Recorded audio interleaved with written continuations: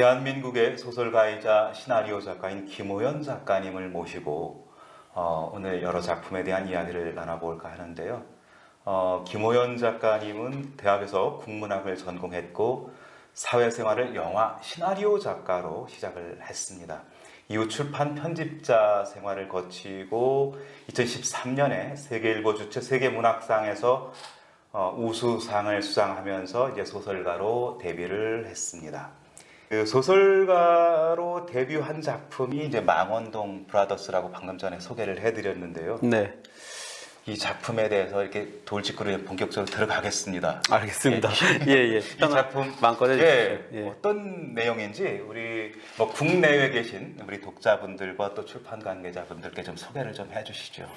예, 망원동 브라더스는 2013년에 제가 세계문학상 우수상을 받으면서 네. 제 데뷔를 하게 한 데뷔작이죠. 예. 네. 그리고 망원동은 이제 대한민국 수도 서울의 가장 서민적인 동네 중에 한 곳이고요.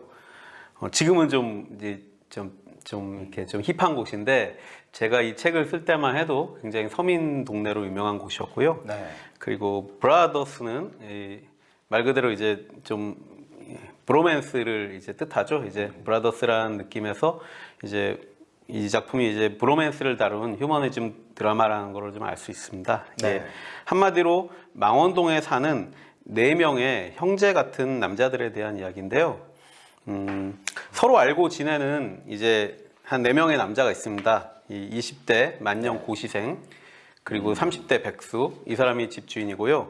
그리고 40대 기러기 아빠, 네. 그리고 50대 황혼이 원남, 이 4남자가 우연히 망원동의 8평 옥탑방에서 동거하게 되는 얘기입니다. 예, 그러니까 좀 열악한 환경에 처한 이제 대한민국의 루저남들이 세대별 문제 남성들이자 루저남들이 이 8평 옥탑방에서 이제 동거하게 되면서 벌어지는 이 좁은 방에서 두 계절을 같이 동거하면서 서로를 돕고 그리고 긍정하고 그리고 그래도 삶은 살아볼만 하다는 희망을 얻는 이야기입니다. 네. 예, 한마디로 해피 루저들의 기묘한 동거 생활이자 현재 한국 사회의 단면을 재미있게 묘사한 작품이라고 할 수 있습니다. 무대 공연, 그다음에 영상, 매체, 영상 콘텐츠로도 이제 제작이 됐는데 그 얘기를 좀 들려주세요. 예. 네. 출간이 되고 이제 바로 이제 먼저 영화 판권 제안이 왔어요. 이제 베스트셀러 잠깐 올라가고 네. 그러자마자 이제 영화사들한테 좀 경쟁이 있다가 좀 유명한 영화 제작자 한 분이 판권을 구입하셔서 그래서 이제 영화 제작에 돌입했고요. 그리고 이제 제가 또 시나리오 작가이기도 하다 보니까 제작자님이 이제 시나리오도 직접 집필을 해주시면 어떻겠냐 제안을 주셔서 제가 시나리오도 직접 집필을 했습니다. 그래서 이제 열심히 시나리오 작업까지 하고 그리고 이제 감독도 이제 합류하고 배우 캐스팅도 어느 정도까지 진행이 됐어요. 그런데 이제 결국은 마지막에 이제 이 투자나 이제 이후 진행들이 안 돼서 영화로 완성되진 못했습니다. 영화는 그런 어려움이 있지요. 영화는 좀 험난하죠. 예, 그 영화가 극장이 개봉할 때까지 수많은 이제 그 허들들이 있습니다. 네. 그래서 이제 감독과 배우까지도 정해지고 좀 될 것 같았는데 이제 마지막에 그 영화까지 완성이 못 됐고요.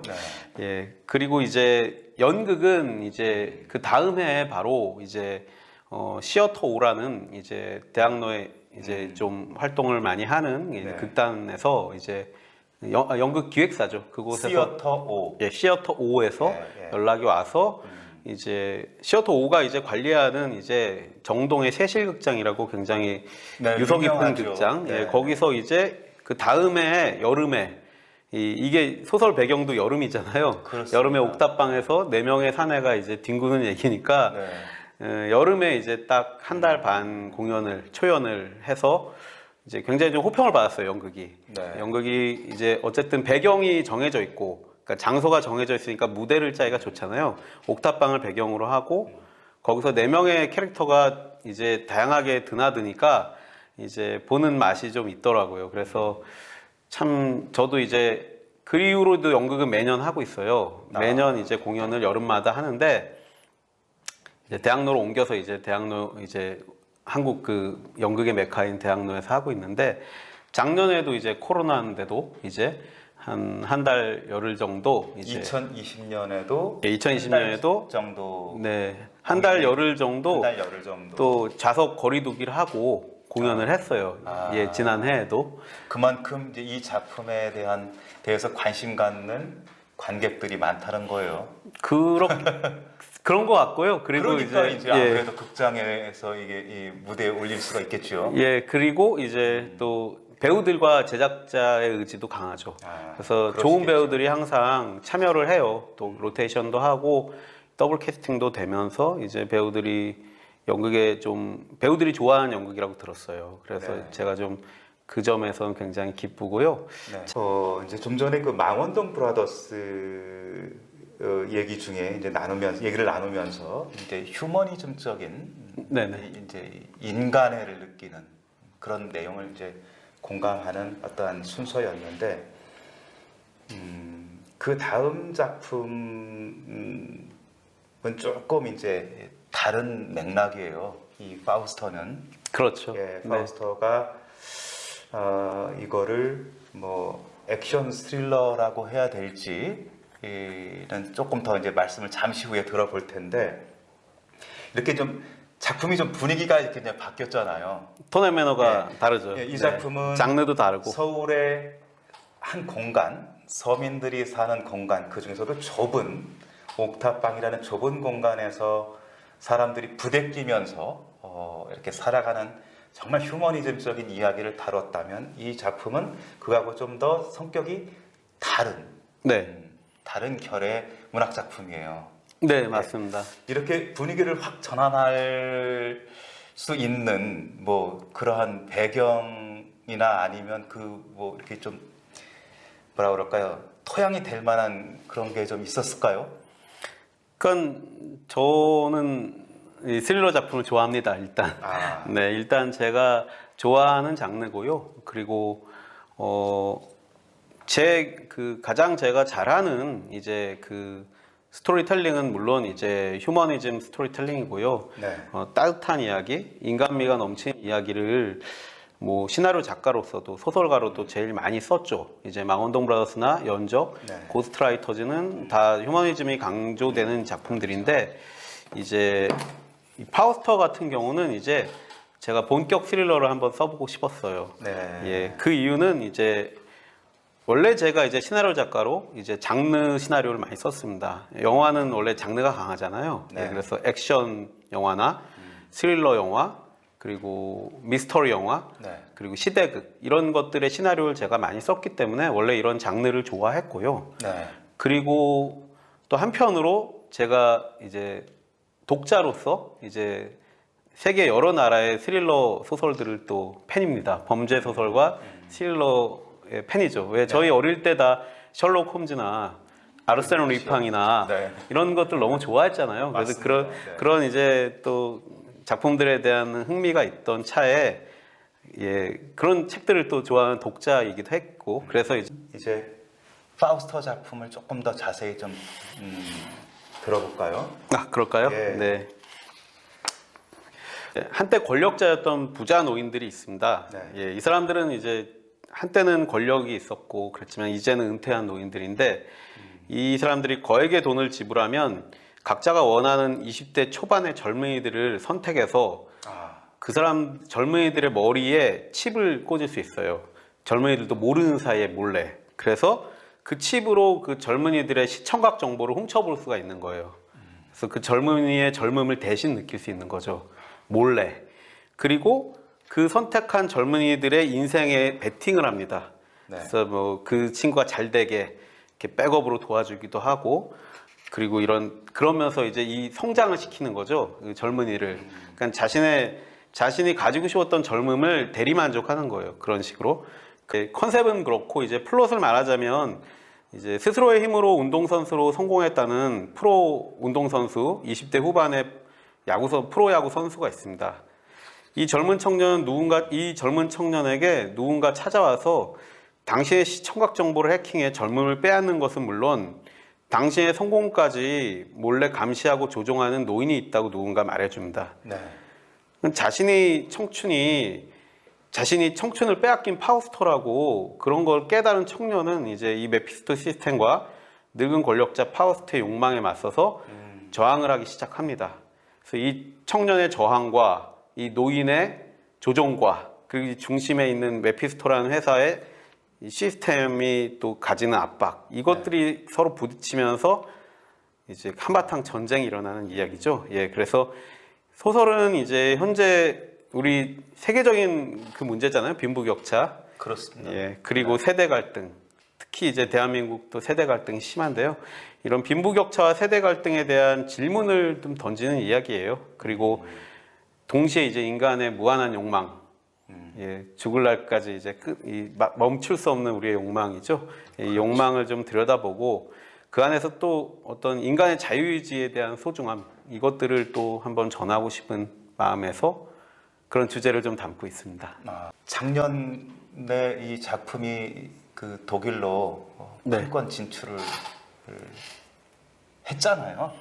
예. 그렇죠. 예. 예, 이제 독일의 판권이 팔리고 너무 기분이 좋아서 이제 왜냐면 제 약간 꿈이었거든요. 제 네. 작품이 저 같은 경우도 아까 얘기했지만 해외 좋은 소설들을 읽고 그것들에 감동받으면서 이제 이 작가가 됐잖아요. 네. 그래서 저도 이제 제 소설이 해외에 소개되는 게 작은 꿈이었는데 뭐 그걸 성사시켜 주신 우리 저희 KL 매니지먼트 이고용 대표님, 조셉 리 대표님께 감사드리고 그리고 판권을 구매한 독일 출판사에게도 너무 감사를 드리고요.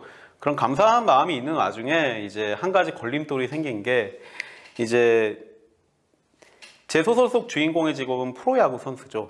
아까 얘기한 이 파우스트에게 청춘을 이제 빼앗기고 있는 주인공이 프로야구 선수인데 이 베이스볼은 이제 한국이나 일본, 뭐 캐나다, 호주 같은 곳에서는 그리고 미국에서 유명하죠. 그렇죠. 그런데 이제 이 책이 팔린 독일 지역에서는 이제 야구가 이렇게 베이스볼이 유명한 스포츠가 아니잖아요. 번역자님께서 연락을 주셨고 번역자님이랑 이런저런 대화를 나누다가 번역자님에게 좀 물어봤더니 번역자님도 야구로는 좀 그 독일 독자들이 어려워할 것 같다는 얘기를 하셔서 그 네. 조언을 힘입어서 제가 이제 그럼 축구 선수로 독일과 유럽 지역에 좀 익숙한 네. 이 축구 선수로 이제 주인공의 직업을 바꾼 거죠. 네. 그리고 이 작품이 스튜디오 드래곤에서 뭐 관심을 갖고 영상 콘텐츠로 제작을